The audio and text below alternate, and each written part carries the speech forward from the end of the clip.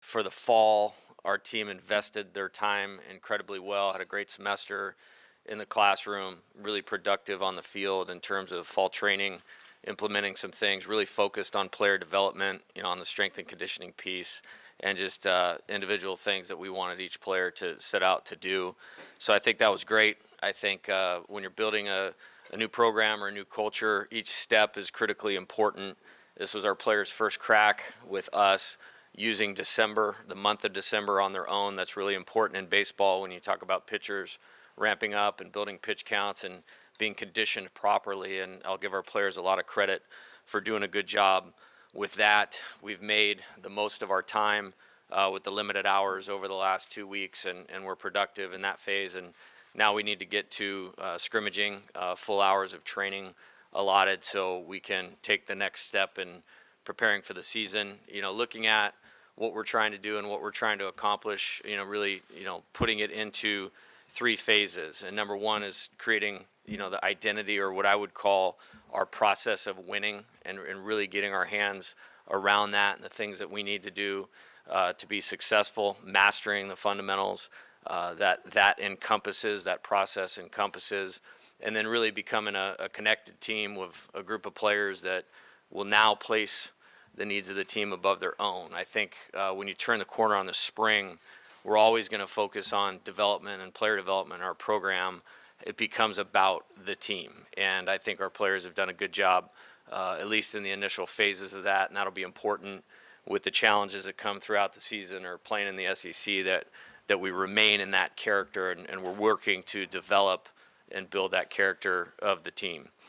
Next 3 weeks are my favorite time of the year. I feel like it's when we can make the most impact on improvement as coaches.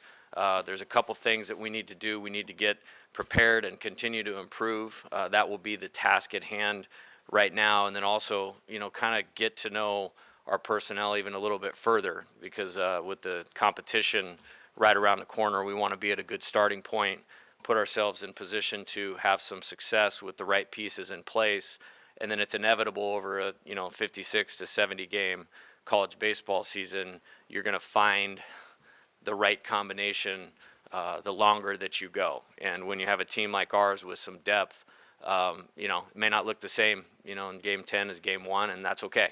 And that's part of it, or in the middle of the season or in the postseason. And so we'll work at finding that right combination, at least at the outset here over the next 3 weeks, and then work towards what I would call that best team.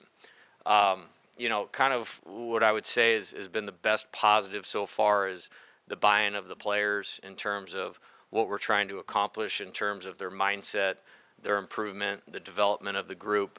We've had zero resistance on any of that, so I think that's helped us to be productive to this point, and the expectation will be that they continue in that frame of mind and in that positive attitude, so that we can continue making really good strides.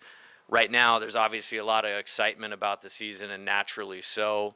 I think we'll really focus on, the self-discipline piece of it for them, to stay focused on the task at hand and not complicate anything. And like I said, right now, that's still about improving and preparing. And so for us, the next 3 weeks will go by fast, but we're going to have to stay committed to those things so we can put ourselves in the best position to be successful.